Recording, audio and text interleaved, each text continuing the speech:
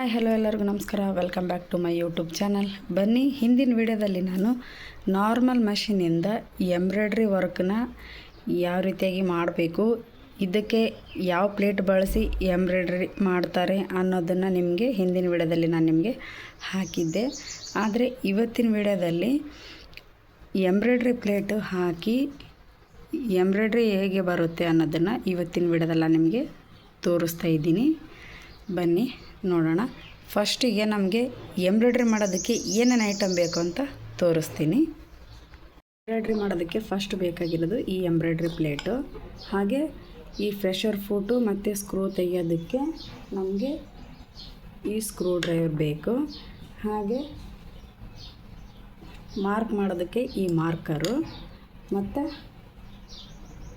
ಹೊಲಿಗೆ ಹಾಕೋದಕ್ಕೆ ಎಂಬ್ರಾಯ್ಡ್ರಿ ಮಾಡೋದಕ್ಕೆ ಈ ಸಿಲ್ಕ್ ಥ್ರೆಡ್ಡು ಮತ್ತು ನಾರ್ಮಲಾಗಿ ಕಾಟನ್ ಥ್ರೆಡ್ಡು, ಮತ್ತು ನಾನಿಲ್ಲಿ ಬ್ಲೌಸ್ ಪೀಸ್ ತೊಗೊಂಡಿದ್ದೀನಿ. ನೀವು ಕಾಟನ್ದು ಯಾವುದಾದ್ರೂ ವೈಟ್ ಕಲರ್ದು ಬಟ್ಟೆ ತೊಗೊಂಡ್ರೂ ನಡೆಯುತ್ತೆ. ಮತ್ತು ಇದಕ್ಕೆ ನಾನು ಈಗ ಫ್ರೇಮ್ ತೊಗೊಂಡಿದ್ದೀನಿ. ಮೇನಾಗಿ ಬೇಕಾಗಿರೋದು ಫ್ರೇಮು. ಈ ಫ್ರೇಮ್ ಇದ್ದರೆ ಮಾತ್ರ ನಾವು ಎಂಬ್ರಾಯ್ಡ್ರಿ ಮಾಡೋದಕ್ಕೆ ಸಾಧ್ಯ. ಹಾಗೆ ನಾನು ಇದಕ್ಕೆ ಕೆಳಗಡೆ ಬಟ್ಟೆ ಜಕ್ಕೊಳ್ಳುತ್ತೆ ಸೂಜಿಗೆ ಅಂತಂದು ನಾನಿಲ್ಲಿ ಕ್ಯಾನ್ವಾಸ್ ತೊಗೊಂಡಿದ್ದೀನಿ. ನೀವು ಫಸ್ಟ್ ಟೈಮು ಕಲಿಯೋರಾಗಿದ್ದರೆ ನೀವೇನು ಮಾಡಬೇಕಂದ್ರೆ ನ್ಯೂಸ್ ಪೇಪರ್ ಇರುತ್ತಲ್ಲ, ಆವಾಗ ನ್ಯೂಸ್ ಪೇಪರು ಯೂಸ್ ಮಾಡ್ಕೊಳ್ಳಿ. ನಾನಿಲ್ಲಿ ಮೊದಲೇ ಪ್ರಾಕ್ಟೀಸ್ ಮಾಡಿದ್ದೆ, ಅದಕ್ಕೋಸ್ಕರನೇ ನಿಮಗೆ ನಾನು ಕ್ಯಾನ್ವಾಸ್ನ ತೋರಿಸ್ತೀನಿ, ಹಾಕಿ ಯಾವ ರೀತಿ ಬರುತ್ತೆ ವರ್ಕ್ ಇವತ್ತು ಅಂತ ನೋಡ್ಕೊಳ್ಳಿ. ಬನ್ನಿ ಸ್ಟಾರ್ಟ್ ಮಾಡೋಣ. ಫಸ್ಟಿಗೆ ನಾನು ಈ ಸ್ಕ್ರೂ ತೆಗಿತಾ ಇದ್ದೀನಿ. ನೀವೇನೋ ನನ್ನ ಚಾನಲ್ಗೆ ಸಬ್ಸ್ಕ್ರೈಬ್ ಆಗಿಲ್ಲ ಅಂದರೆ ಬೇಗ ಸಬ್ಸ್ಕ್ರೈಬ್ ಮಾಡ್ಕೊಳ್ಳಿ. ಪಕ್ಕದಲ್ಲಿರೋ ಬೆಲ್ ಐಕನ್ನು ಪ್ರೆಸ್ ಮಾಡಿ ಆಲ್ ಅಂತ ನೋಟಿಫಿಕೇಷನ್ ಕೊಟ್ಟರೆ ನಾನು ಮಾಡಿರೋ ಪ್ರತಿಯೊಂದು ವಿಡಿಯೋ ನಿಮಗೆ ನೋಟಿಫಿಕೇಷನ್ ಮೂಲಕ ಬರುತ್ತೆ. ಫಸ್ಟ್ ನಾವು ಈ ಫ್ರೆಷರ್ ಫೂಟು ಮತ್ತು ಸೈಡಲ್ಲಿ ಇರೋ ಸ್ಕ್ರೂನ ತೆಗೆದುಬಿಡೋಣ.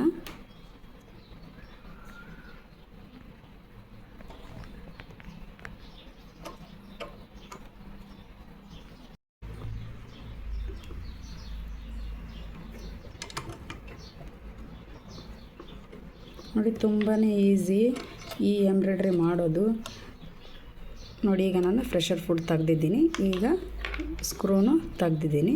ಇದರ ಅವಶ್ಯಕತೆ ನಮಗಿಲ್ಲ ಇವಾಗ. ಇದಕ್ಕೆ ನಾನೀಗ ಎಂಬ್ರಾಯ್ಡ್ರಿ ಪ್ಲೇಟ್ನ ಫಿಕ್ಸ್ ಮಾಡ್ಕೊತೀನಿ. ನೋಡಿ, ಈ ಸೈಡಲ್ಲಿರೋ ಪ್ಲೇಟ್ನ ತೆಗೆದುಬಿಡ್ಬೇಕು. ತೆಗೆದು ಈಗ ಈ ಎಂಬ್ರಾಯ್ಡ್ರಿ ಪ್ಲೇಟ್ ಇರುತ್ತಲ್ಲ, ಇದಕ್ಕೆ ನಾವು ಫಿಕ್ಸ್ ಮಾಡ್ಕೊಳ್ಳೋಣ.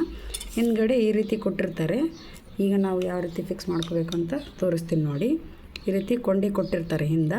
ಈಗ ನಾವು ಇದನ್ನು ಒಳಗಡೆ ಸರಿಸ್ಕೋಬೇಕು.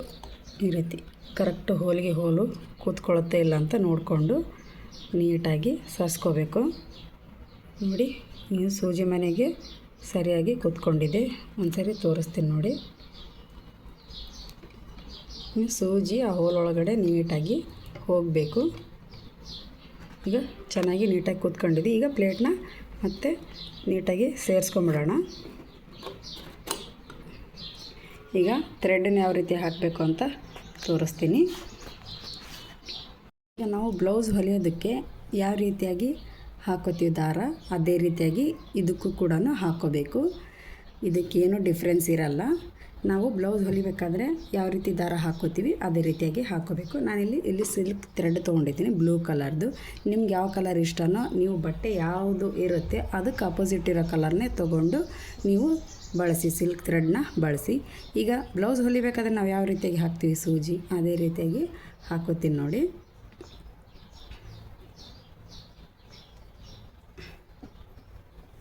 ನೋಡಿ, ಇಲ್ಲೊಂದು ಮನೆ ಕೊಟ್ಟಿರ್ತಾರೆ ಹೋಲು, ಅದರಲ್ಲಿ ಹಾಕೋತಿದ್ದೀನಿ ನೋಡಿ ಈ ರೀತಿ. ಹಾಗೆ ಈ ಸೈಡಲ್ಲಿ ರಿಂಗ್ ಕೊಟ್ಟಿರ್ತಾರಲ್ವಾ ನಾರ್ಮಲ್ ಬ್ಲೌಸ್ ಹೊಲಿಯೋದಕ್ಕೆ, ಇಲ್ಲಿ ಸೈಡಲ್ಲಿ ರಿಂಗ್ ಇರುತ್ತಲ್ಲ, ಆ ರಿಂಗಿಗೆ ಈ ರೀತಿಯಾಗಿ ಹಾಕ್ಕೋಬೇಕು.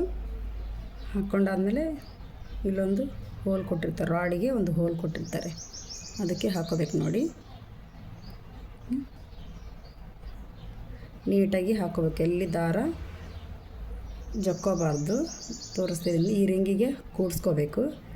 ಈಗ ಇಲ್ಲೊಂದು ರಿಂಗ್ ಇರುತ್ತಲ್ವ, ಇದಕ್ಕೆ ಕೂಡ ಈ ರೀತಿ ಒಳಗಡೆ ಸೇರಿಸ್ಕೊಂಡು ನಾರ್ಮಲ್ ನಾವು ಬ್ಲೌಸ್ ಹೊಲಿಬೇಕಾದ್ರೆ ಸೂಜಿಗೆ ಯಾವ ರೀತಿಯಾಗಿ ದಾರನ ಪೋಣಿಸ್ಕೋತೀವಿ ಅದೇ ರೀತಿಯಾಗಿ ಹಾಕ್ಕೋಬೇಕು.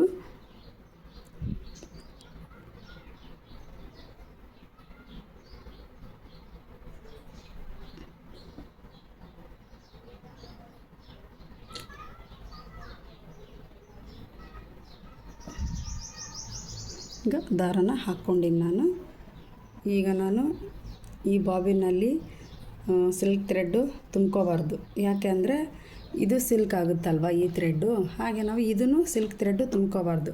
ಈಗ ನಾರ್ಮಲಾಗಿ ಕಾಟನ್ ದಾರ ಬರುತ್ತಲ್ವ ಅದನ್ನು ಈ ಬಾಬಿನೊಳಗಡೆ ತುಂಬಿಕೊಂಡು ಕೇಸ್ ಒಳಗಡೆ ಹಾಕ್ಕೋಬೇಕು.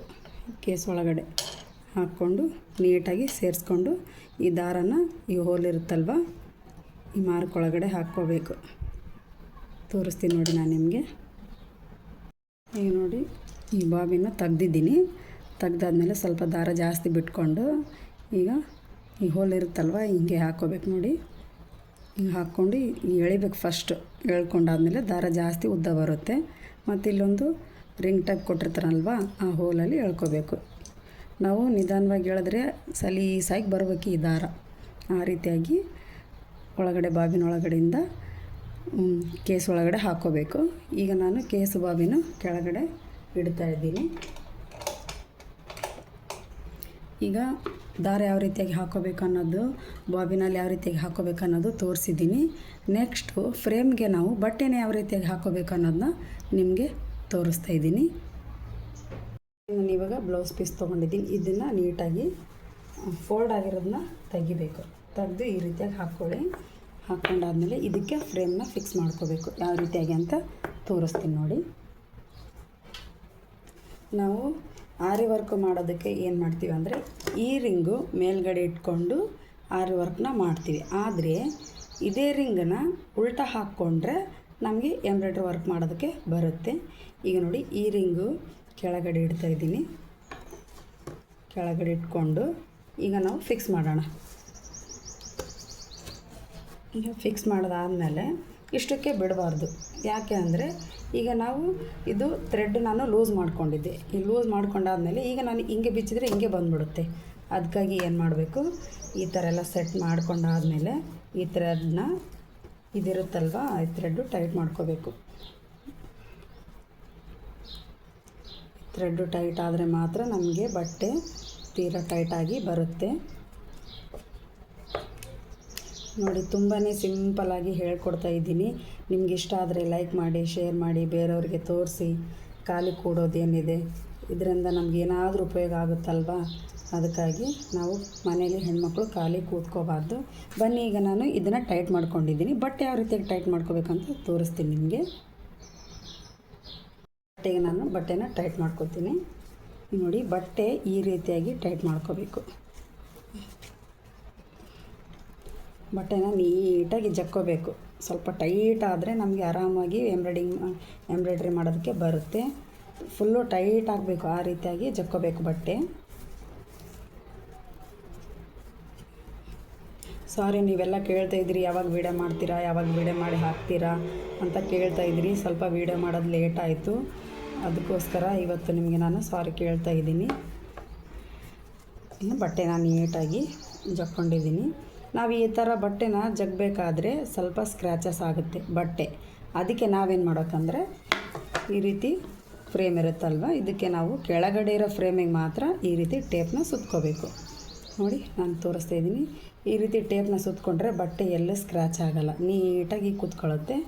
ಈಗ ನೋಡಿ ನಾನು ಬಟ್ಟೆನ ಯಾವ ರೀತಿ ಎಳ್ದಿದ್ದೀನಿ ಅಂತ ತೋರಿಸ್ತೀನಿ. ಹೊಡೆದ್ರೆ ಶಬ್ದ ಬರಬೇಕು, ಆ ರೀತಿಯಾಗಿ ಬಟ್ಟೆನ ಎಳ್ಕೋಬೇಕು. ಬನ್ನಿ ಈಗ ನಾನು ಇದೇ ಬಟ್ಟೆ ಮೇಲೆ ಮಾರ್ಕ್ನ ಯಾವ ರೀತಿ ಹಾಕಿ ಮತ್ತು ಎಂಬ್ರಾಯ್ಡ್ರಿ ವರ್ಕ್ನ ಯಾವ ರೀತಿಯಾಗಿ ಹಾಕಬೇಕು ಅನ್ನೋದನ್ನ ತೋರಿಸ್ತೀನಿ.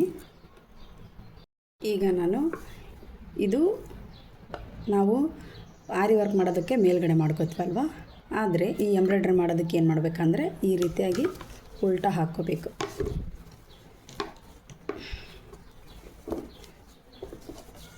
ಉಲ್ಟಾ ಹಾಕ್ಕೊಂಡ್ರೆ ಮಾತ್ರ ನಮಗೆ ಎಂಬ್ರಾಯ್ಡ್ರಿ ಕರೆಕ್ಟಾಗಿ ಬರುತ್ತೆ. ಸ್ಟ್ರೇಟಾಗಿ ಇಟ್ಕೋಬಾರ್ದು.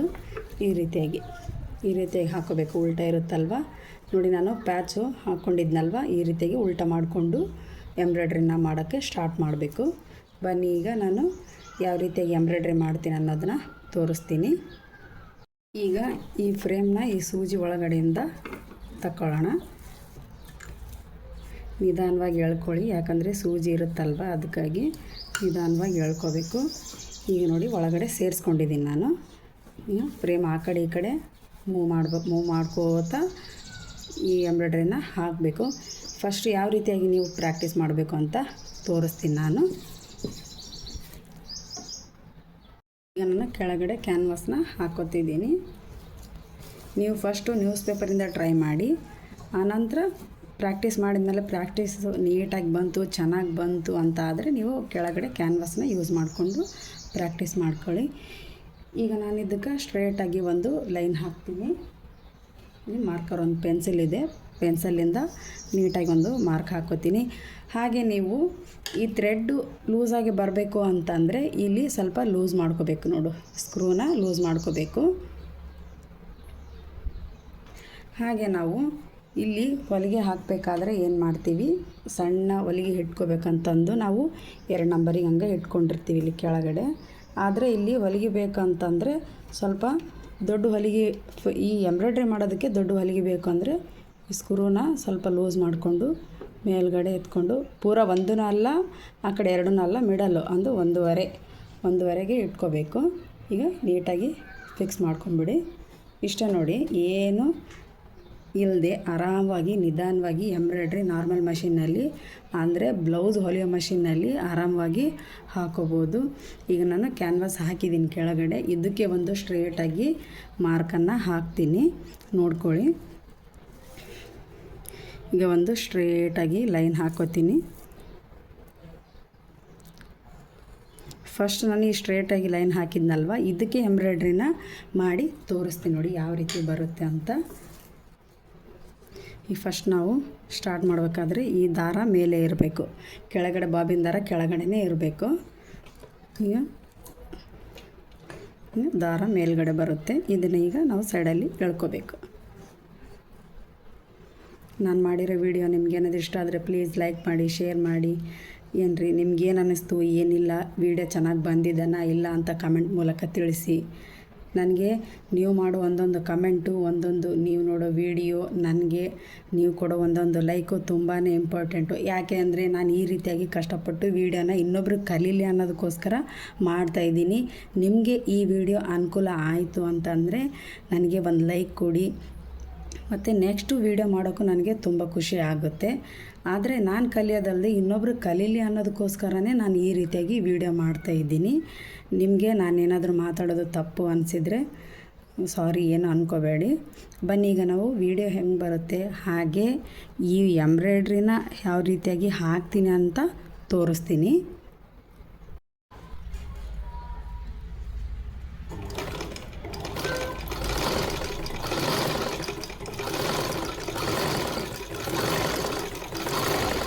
ನೋಡಿ ಯಾವ ರೀತಿಯಾಗಿ ನಾನು ಹೊಲಿಗೆ ಹಾಕ್ತಾಯಿದ್ದೀನಿ ಅಂತ.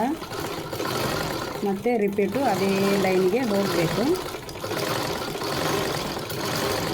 ನೋಡಿ, ನೀವು ಮಿಷಿನಲ್ಲಿ ತೆಗಿಯೋ ಅವಶ್ಯಕತೆನೇ ಇಲ್ಲ. ಈ ರೀತಿಯಾಗಿ ಎಂಬ್ರಾಯ್ಡ್ರಿ ಪ್ಲೇಟನ್ನು ಬಳಸಿ ಹೊಲಿಗೆ ಹಾಕಿದರೆ ಸಾಕು, ನೀಟಾಗಿ ಅದೇ ಬಂದ್ಬಿಡುತ್ತೆ.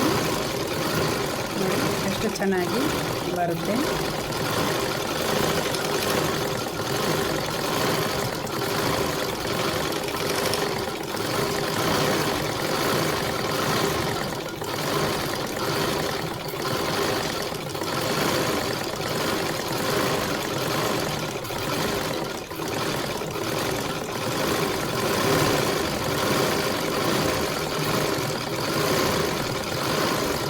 ನಾನು ಇದಕ್ಕೆ ಮೋಟ್ರನ್ನ ಫಿಕ್ಸ್ ಮಾಡ್ಕೊಂಡಿದ್ದೀನಿ. ತುಂಬಾ ನೀಟಾಗಿ ಬರುತ್ತೆ. ಮೋಟ್ರ್ ಫಿಕ್ಸ್ ಮಾಡ್ಕೊಳ್ಳೋ ಅವಶ್ಯಕತೆ ಇಲ್ಲ. ನಿಮಗೆ ಕಾಲು ತೊಳಿತದಿಂದನೂ ಈ ಎಂಬ್ರಾಯ್ಡ್ರಿನ ಪ್ರಾಕ್ಟೀಸ್ ಮಾಡ್ಬೋದು. ಈ ಹೊಲಿಗೆ ಯಾವ ರೀತಿಯಾಗಿ ಬಂದಿದೆ ಅಂತ ನಿಮಗೆ ಝೂಮ್ ಮಾಡಿ ತೋರಿಸ್ತೀನಿ ನೋಡಿ. ನೋಡಿ ನೀಟಾಗಿ ಬಂದಿದೆ. ಈಗ ಇದೇ ರೀತಿಯಾಗಿ ಒಂದು ರೌಂಡ್ ಶೇಪ್ ಹಾಕಿ ತೋರಿಸ್ತೀನಿ ನೋಡಿ. ಇದು ಸುಮ್ಮನೆ ಪ್ರಾಕ್ಟೀಸ್ಗೋಸ್ಕರ ಅಂತ ನಾನು ಈ ರೀತಿಯಾಗಿ ಇವತ್ತಿನ ವೀಡಿಯೋದಲ್ಲಿ ನಿಮಗೆ ಪ್ರಾಕ್ಟೀಸ್ ನೀವು ಮಾಡ್ಕೊಳ್ಳಿ ಅನ್ನೋದಕ್ಕೋಸ್ಕರ ಇವತ್ತಿನ ವೀಡಿಯೋ ನಾನು ನಿಮಗೆ ಮಾಡಿ ತೋರಿಸ್ತಾ ಇದ್ದೀನಿ. ನೆಕ್ಸ್ಟ್ ವೀಡಿಯೋದಲ್ಲಿ ನಾನು ಏನು ಮಾಡ್ತೀನಿ ಅಂತಂದರೆ ಫ್ಲವರ್ ಆಯಿತು ಇಲ್ಲ ಯಾವುದೇ ಬ್ಲೌಸಿಗೆ ಯಾವುದಾದ್ರೂ ಡಿಸೈನ್ ಆಯಿತು ಯಾವುದೇ ಮಾಡ್ತೀವಲ್ವ ಅದಕ್ಕೆ ನಿಮಗೆ ನಾನು ಇದೇ ಮಷಿನ್ನಲ್ಲಿ ವರ್ಕ್ನ ಹಾಕಿ ಮಾಡಿ ತೋರಿಸ್ತೀನಿ. ಇವತ್ತು ನಾನು ನೀವು ಪ್ರಾಕ್ಟೀಸ್ ಮಾಡಲಿ ಅನ್ನೋದಕ್ಕೋಸ್ಕರ ಸ್ಟ್ರೇಟಾಗಿ ಮತ್ತು ರೌಂಡಾಗಿ ಹಾಕಿ ವಿಡಿಯೋನ ಮಾಡ್ತಾಯಿದ್ದೀನಿ. ಬನ್ನಿ, ಈಗ ಇದು ಸ್ಟ್ರೇಟ್ ಆಯಿತಾ. ಈಗ ನಾನಿಲ್ಲಿ ಒಂದು ರೌಂಡ್ ಹಾಕ್ಕೋತೀನಿ. ರೌಂಡ್ ಹಾಕಿದರೆ ಯಾವ ರೀತಿಯಾಗಿ ಬರುತ್ತೆ, ಯಾವ ರೀತಿಯಾಗಿ ಫ್ರೇಮ್ನ ಮೂವ್ ಮಾಡಬೇಕು ಅನ್ನೋದು ತೋರಿಸ್ತೀನಿ. ಬ್ಲೌಸಿಗೆ ಫ್ರಂಟು ನೆಕ್ಕು ಯಾವ ರೀತಿಯಾಗಿ ಬರುತ್ತೆ ಅದೇ ರೀತಿಯಾಗಿ ನೆಕ್ಕನ್ನ ಯಾವ ರೀತಿಯಾಗಿ ಡ್ರಾ ಮಾಡ್ಕೋಬೇಕು ಅಂತ ತೋರಿಸ್ತೀನಿ ನೋಡಿ. ಸುಮ್ಮನೆ ಸ್ಕೆಚ್ ಇದು.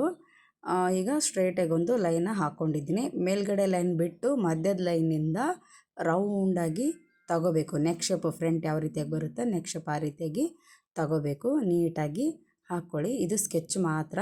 ನಾವು ಈ ರೀತಿ ಹಾಕ್ಕೊಂಡ ನಂತರ ಎಂಬ್ರಾಯ್ಡ್ರಿ ವರ್ಕು ಯಾವ ರೀತಿಯಾಗಿ ಬರುತ್ತೆ ಹಾಗೆ ಫ್ರೇಮು ಮೂಮೆಂಟು ಯಾವ ರೀತಿಯಾಗಿ ಮಾಡಬೇಕು ಅಂತ ನಿಮಗೆ ತೋರಿಸ್ತೀನಿ.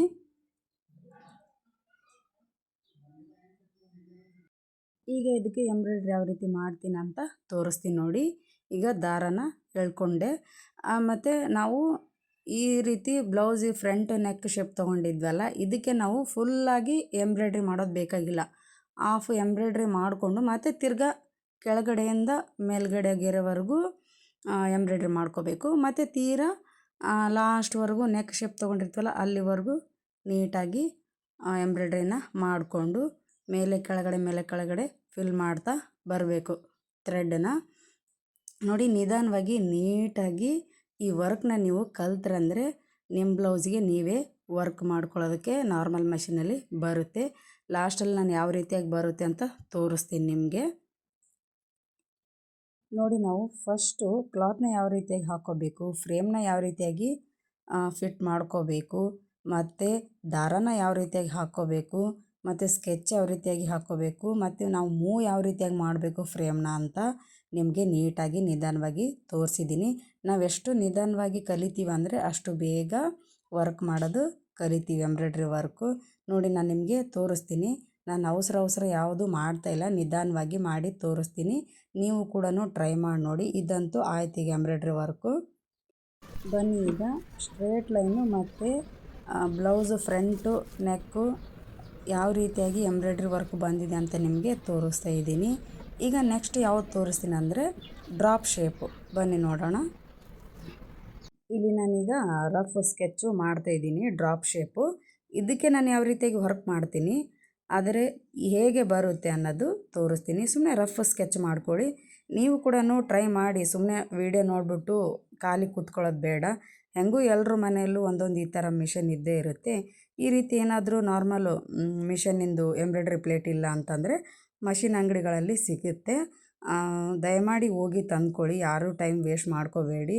ಹೆಣ್ಮಕ್ಳಾಗಿ ಏನಾದರೂ ಮಾಡಲೇಬೇಕಲ್ವ, ಅದಕ್ಕಾಗಿ ನಾನು ನಿಮಗೆ ಪದೇ ಹೇಳ್ತೀನಿ. ಏನಾದರೂ ಮಾಡಿ ಗೆಲ್ಲಬೇಕು ನಾವು ಹೆಣ್ಮಕ್ಳು. ಅದಕ್ಕೋಸ್ಕರನೇ ನಿಮಗೆ ನಾನು ನನ್ನ ಕಡೆಯಿಂದ ಏನೆಲ್ಲ ಅನುಕೂಲ ಆಗುತ್ತೆ ಅಂತಂದು ನಿಮಗೆ ಈ ವಿಡಿಯೋ ಮೂಲಕ ಮಾಡಿ ತೋರಿಸ್ತಾ ಇದ್ದೀನಿ.